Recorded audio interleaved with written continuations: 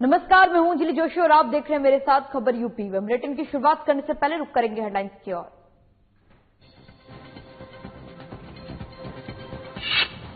प्रदेश में मुख्यमंत्री अभ्युदय योजना को 16 फरवरी से किया जाएगा लागू। प्रतिभाशाली और उत्साही विद्यार्थी को निःशुल्क ट्रेनिंग।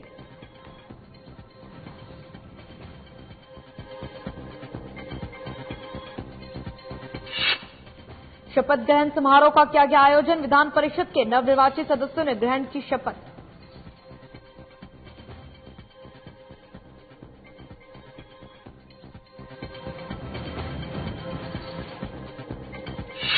प्रदेश अध्यक्ष स्वतंत्र देव सिंह ने बजट को लेकर पीएम मोदी का किया अभिनंदन। कहा, इस बजट से किसानों की आय होगी दोगुनी।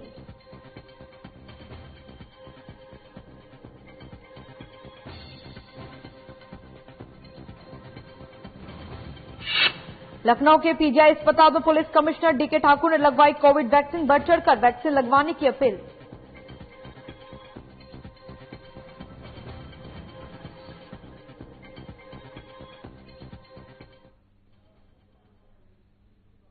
चलिए बुलेटिन की शुरुआत करते हैं। वित्त मंत्री सुरेश खन्ना ने आज प्रेस कॉन्फ्रेंस की है, जहां उन्होंने बताया कि यूपी का बजट इस बार पेपरलेस होगा।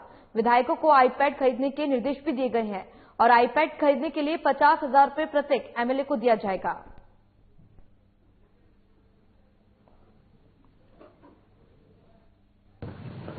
तो इस वर्ष कुल मुख्य कर राजस्व में जो हमारी वृद्धि है वो 92.1% की।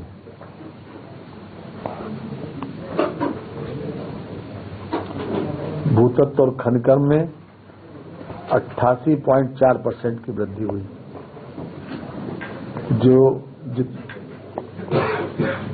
कुल मुख्य कर राजस्व में जो हमारा लक्ष्य था 13,430.99 करोड़ रुपए, उसके अगेंस्ट में हमको 12,364.27 करोड़ रुपए की प्राप्ति हुई। जो हमारा लक्ष्य था 2020-21 का 13,430.99 करोड़ 30.99 करोड़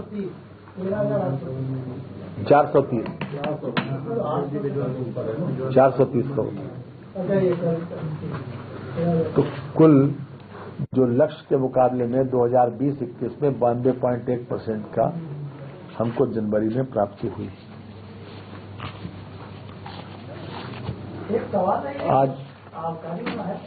आज जो है नहीं कुछ पूछना हो तो बताइए। हम तो अब यहाँ पर से आगे बढ़ के उस पर आ रहे हैं मेडिकल एजुकेशन पर। इस पर एक सवाल जो राजस्व बढ़ रहा है जी, क्या पीने वाले बढ़ रहे हैं कि टैक्स का जो बढ़ाया उसके कुछ लाभ? ये तो आप लोगों को ज्यादा मालूम होगा। तो आप पूछ रहे हैं ना, हमारा तो इससे पीने पिलाने से ज्यादा ताल्लुक है नहीं। तो आपका बहुत आप अभी गाली पर कोई शेर बता रहे हैं ना, बता दिए जी। इसका क्यूमुलेटिव बजट का ना अप्रैल से अब तक का जो वो पूरा बता दिए। अप्रैल से अब तक का बता देते।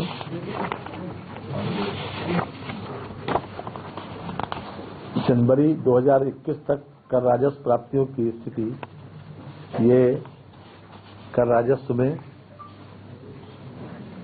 जनवरी तक हमारा जो लक्ष्य था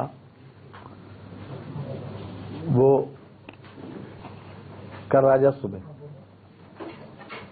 1,36,702.91 करोड़ रुपया और प्राप्ति हुई है 90,861.94 करोड़ रुपया।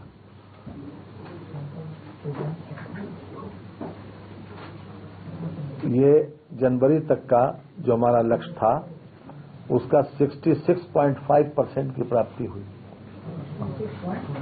66.5%। मैं समझता हूं कि कोरोना की दृष्टि से ये अपने आप में संतोषजनक है, क्योंकि जब सारी गतिविधियां प्रभावित थी तो उस वक्त भी उत्तर प्रदेश ने कोरोना के रहते हुए भी ये 66.5% 5% जो है वो अर्जित किया है। जनवरी तक जी, जनवरी तक। हाँ जी। और करेत्तर राजस्व में जो हमारा लक्ष्य था 15,679.40 करोड़, उसके अगेंस्ट में 15,679.40 करोड़, उसके अगेंस्ट में 7,639 अर्थात 48.7% ये करेत्तर राजस्व। इसका तो मुख्य भूतत्व और खनिकर्म है, उसमें लगातार वृद्धि हो रही है। बाकी छोटी छोटी सी मदें हैं, किराए राय इत्यादि मदें। अब परिवहन में उसके कई कारण हैं जी। मुख्य वजह तो आवागमन है। अब आवागमन जो है वो निश्चित रूप से कोरोना में प्रभावित तो हुआ ही। जनवरी वाला हम जनवरी वाला बता रहे हैं, जनवरी में कम हुआ। अब सोशल डिस्टेंसिंग भी मेंटेन करना है बसों में, मतलब सारे फॉर्मेलिटीज पूरी करने के बाद भी जो हम उम्मीद करते हैं कि उसमें,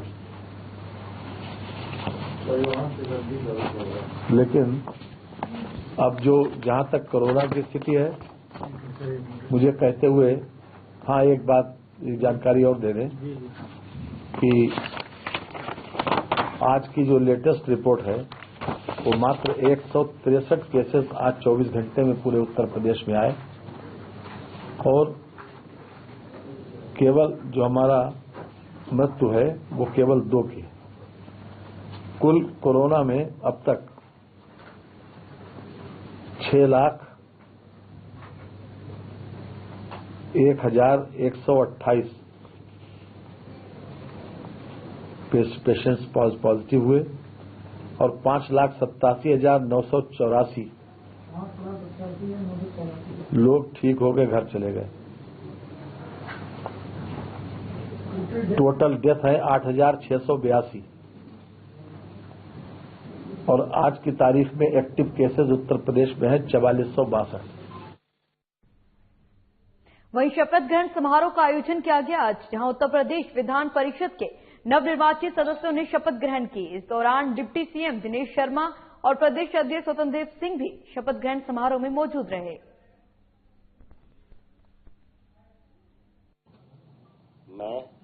मैं अरविंद कुमार शर्मा, जो विधान परिषद का सदस्य निर्वाचित हुआ हूं, ईश्वर की शपथ लेता हूं कि मैं विधि द्वारा स्थापित भारत के संविधान के प्रति सच्ची श्रद्धा और निष्ठा रखूंगा।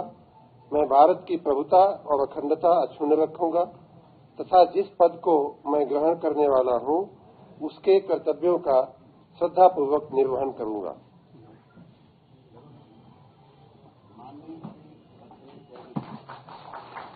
माननीय श्री अश्विनी त्यागी जी।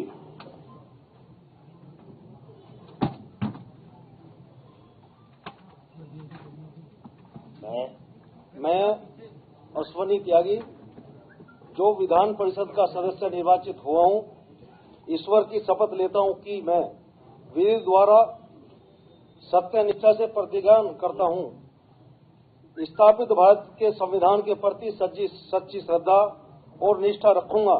मैं भारत की प्रभुता और अखंडता अक्षुण्ण रखूंगा तथा जिस पद को मैं ग्रहण करने वाला हूं, उसके कर्तव्यों का श्रद्धापूर्वक निर्वहन करूंगा। माननीय श्री गोविंद नारायण जी। ईश्वर की शपथ लेता हूं और सत्यनिष्ठा से प्रतिज्ञा करता हूं, मैं से एक पढ़ना। मैं गोविंद नारायण, जो विधान परिषद का सदस्य निर्वाचित हुआ हूं, ईश्वर की शपथ लेता हूं कि मैं विधि द्वारा स्थापित भारत के संविधान के प्रति सच्ची श्रद्धा और निष्ठा रखूंगा। मैं भारत की प्रभुता और अखंडता अक्षुण्ण रखूंगा तथा जिस पद को मैं ग्रहण करने वाला हूं, उसके कर्तव्यों का श्रद्धापूर्वक निर्वहन करूंगा।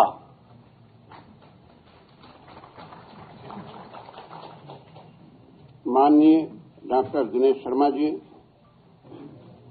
मैं डॉक्टर दिनेश शर्मा, जो विधान परिषद का सदस्य निर्वाचित हुआ हूं, ईश्वर की शपथ लेता हूं कि मैं विधि द्वारा स्थापित भारत के संविधान के प्रति सच्ची श्रद्धा और निष्ठा रखूंगा। मैं भारत की प्रभुता और अखंडता अक्षुण्ण रखूंगा तथा जिस पद को मैं ग्रहण करने वाला हूं उसके कर्तव्यों का श्रद्धापूर्वक निर्वहन करूंगा।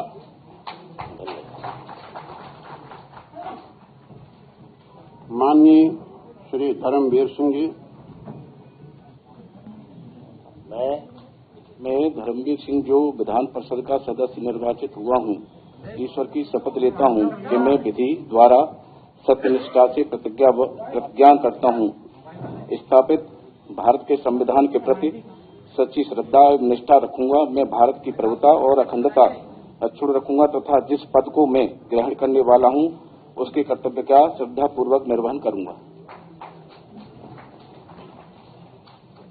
माननीय श्री राजेंद्र चौधरी जी, उनका पत्र प्राप्त हो गया है और वो किसी अन्य तिथि में जैसा सभापति महोदय निर्धारित करेंगे शपथ लेंगे। माननीय श्री लक्ष्मण प्रसाद जी। मैं लक्ष्मण प्रसाद जो विधान परिषद का सदस्य निर्वाचित हुआ हूं, ईश्वर की शपथ लेता हूं कि मैं विधि द्वारा स्थापित भारत के संविधान के प्रति सच्ची श्रद्धा और निष्ठा रखूंगा। मैं भारत की प्रभुता और अखंडता अक्षुण्ण रखूंगा तथा जिस पद को मैं ग्रहण करने वाला हूं उसके कर्तव्यों का श्रद्धापूर्वक निर्वहन करूंगा। माननीय श्री सुरेंद्र चौधरी जी। मैं सुरेंद्र चौधरी जो विधान परिषद का सदस्य निर्वाचित हुआ हूं, ईश्वर की शपथ लेता हूं कि मैं विधि द्वारा स्थापित भारत के संविधान के प्रति सच्ची श्रद्धा और निष्ठा रखूंगा। मैं भारत के प्रभुता और अखंडता अक्षुण्ण रखूंगा तथा जिस पद को मैं ग्रहण करने वाला हूं उसके कर्तव्यों का श्रद्धापूर्वक निर्वहन करूंगा। और अंततः माननीय श्री स्वतंत्र देव जी। मैं स्वतंत्र देव जो विधान परिषद का सदस्य निर्वाचित हुआ हूं, ईश्वर की शपथ लेता हूं कि मैं विधि द्वारा सत्य निष्ठा से स्थापित ऊपर वाली लाइन पढ़िए। अच्छा, विधि द्वारा स्थापित। हाँ, मैं बोल दिया था। मैं विधि द्वारा स्थापित भारत के संविधान के प्रति सच्ची श्रद्धा और निष्ठा रखूंगा। मैं भारत की प्रभुता और अखंडता अक्षुण्ण रखूंगा तथा जिस पद को मैं ग्रहण करने वाला हूं उसके कर्तव्यों का श्रद्धापूर्वक निर्वहन करूंगा। धन्यवाद। माननीय सभापति महोदय की अनुमति से कार्यक्रम समाप्त की घोषणा की जाती है। चलिए, फिलहाल वक्त हो चुका एक छोटे से ब्रेक का।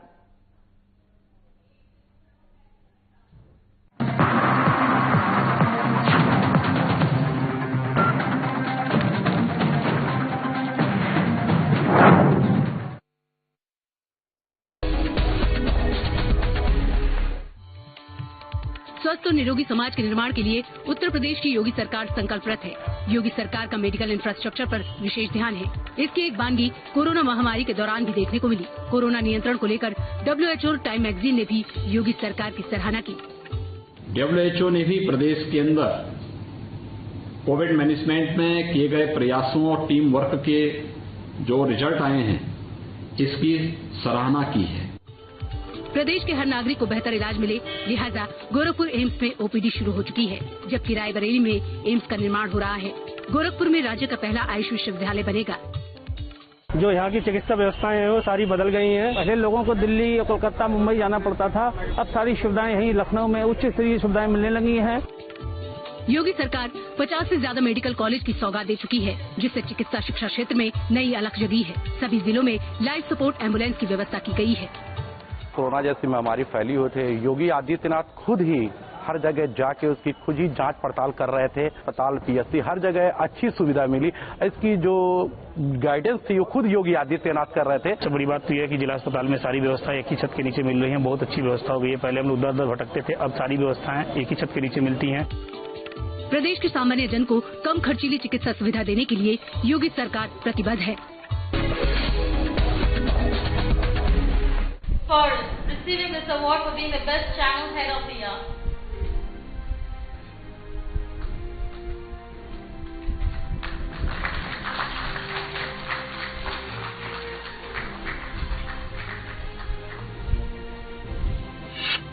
पहले तो इतने सारे लोग, इतने गणमान्य व्यक्ति, सबसे पहले आप सबका धन्यवाद। और एक चैनल हेड और बेस्ट चैनल हेड का अवार्ड बिना मेरी टीम के मुझे नहीं मिल सकता है।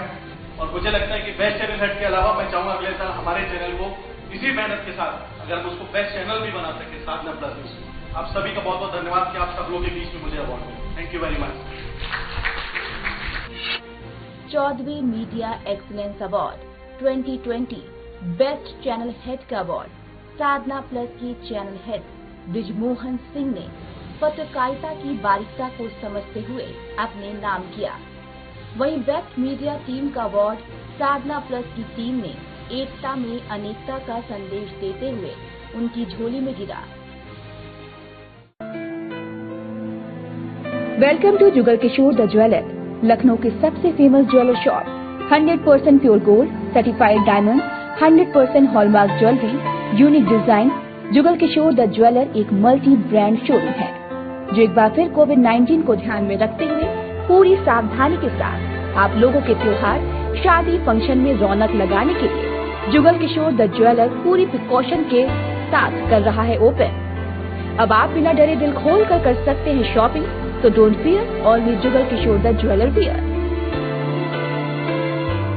Welcome to Jugal Kishore the jeweller, nearby Full Mall, Irago Greens, Gomti Nagar, Lucknow. Is now open 10 a.m. to 6 p.m. We are adhering to social distancing norms and safety protocol. We request you to book an appointment in advance. Contact number 811-5340-422.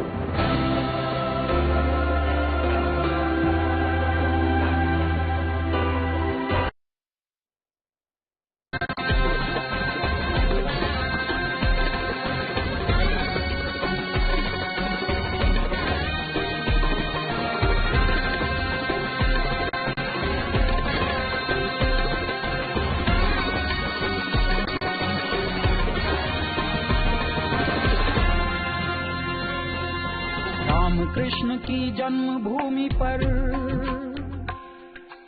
आस्था का संसार बसा है, कण कण में देवत्व भरा है, यहाँ दिलों में प्यार बसा है, महिलाओं का मान बढ़ा है, कृषकों का सम्मान बढ़ा है, परदेशी को घर में रोजी, माटी का अभिमान बढ़ा है।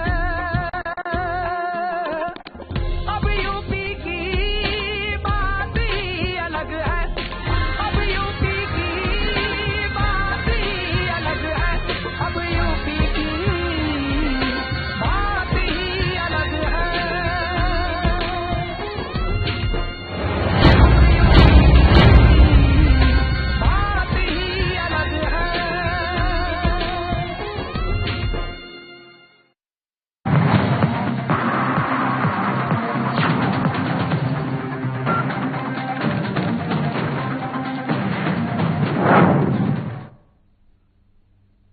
वहीं ब्रेक के बाद एक बार फिर से आप सभी का स्वागत है। वही बात करेंगे अगली खबर की।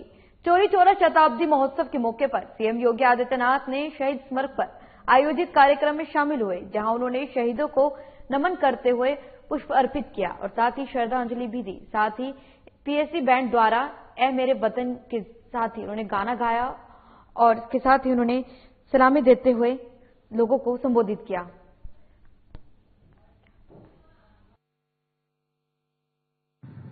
इस स्वातंत्र समर में शहीद होने वाले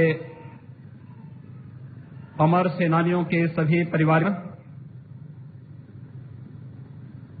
आदरणीय प्रधानमंत्री जी के मार्गदर्शन को प्राप्त करने के लिए आज यहां पर उपस्थित चौरी चौरा और उसके आसपास के सभी भाइयों बहनों, मैं आप सबकी ओर से प्रदेश के विभिन्न शहीद स्थलों और स्मारकों पर हो रहे कार्यक्रमों में उपस्थित जनता जनार्दन की ओर से इस पूरे कार्यक्रम के प्रेरणा स्रोत और मार्गदर्शक देश के आदरणीय प्रधानमंत्री जी का मैं हृदय से स्वागत करता हूं, अभिनंदन करता हूं। आज का ये समारोह हमारे लिए उन सभी हुतात्माओं के प्रति, भारत माता के अपने उन सभी अमर बलिदानियों के प्रति श्रद्धा और सम्मान व्यक्त करने का एक समारोह है। हम सब जानते हैं कि 4 फरवरी 1922 को गोरखपुर के इस चौरी चौरा नामक स्थान पर ब्रिटिश हुकूमत के खिलाफ भारत की स्वाधीनता को एक नई दिशा देने के लिए चौरी चौरा की घटना इसी स्थल पर हुई थी। की प्रेरणा से उत्तर प्रदेश सरकार ने आयोजित करने का निर्णय लिया और प्रदेश की माननीय राज्यपाल की अध्यक्षता में एक आयोजन समिति का गठन किया गया। वहीं बीजेपी के प्रदेश अध्यक्ष स्वतंत्र देव सिंह ने कहा कि केंद्र सरकार के बजट से किसानों की आय दोगुनी और मजबूत बनेगा। साथ ही बजट से इंफ्रास्ट्रक्चर क्षेत्र में मजबूती मिलेगी। इसका लाभ समाज के हर व्यक्ति को मिलेगा। वहीं इस बजट को लेकर पीएम मोदी का अभिनंदन भी किया गया।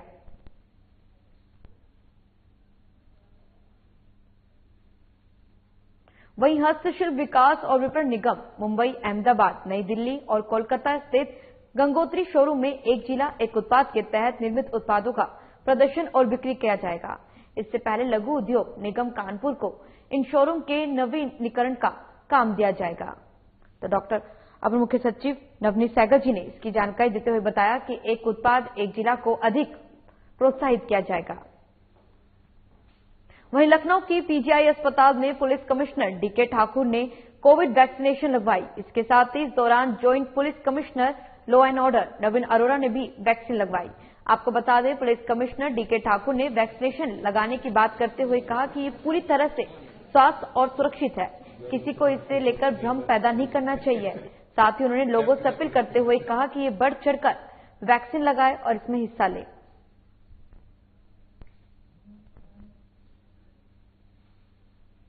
वहीं प्रदेश में मुख्यमंत्री योगी आदित्यनाथ एक योजना को चालू करने वाले हैं।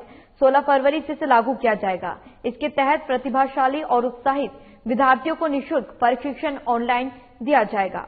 वहीं इसके साथ ही ये ट्रेनिंग जो होगी, ये गुरुवार से मुख्यमंत्री योगी आदित्यनाथ इस योजना को प्रस्तुत करेंगे, जिस पर उन्होंने कहा कि प्रतियोगी परीक्षाओं के लिए ग्रामीण क्षेत्र के और निर्बल आय वर्ग के परिवार के बच्चों को उनकी क्वालिटी के अनुसार ये कार्य करने का मौका प्राप्त होगा। साथ ही सही मंडल में मौजूद विद्यालयों और विश्वविद्यालयों में इसके इंफ्रास्ट्रक्चर को लेकर भरपूर उपयोग कक्षाएं चलाने के लिए भी निर्देश दिए गए हैं।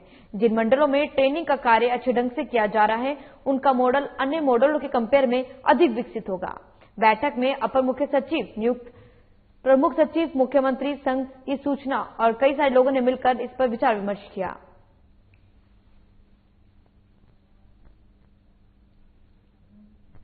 वहीं गोमती नगर विस्तार पुलिस से बड़ी सफलता हाथ लगी है, जहां पुलिस ने शातिर बदमाश दीपू यादव नामक व्यक्ति की 2 करोड़ की संपत्ति जब्त की है। वहीं आपको बता दें, बदमाश दीपू यादव के खिलाफ गोमती नगर विस्तार में 10 से अधिक मामले दर्ज हुए हैं।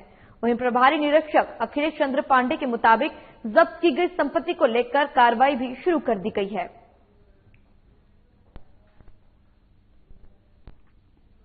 चलिए फिलहाल बुलेटिन में इतना ही। मुझे दीजिए इजाजत। बने रहिए हमारे साथ, देखते रहिए साधना प्लस।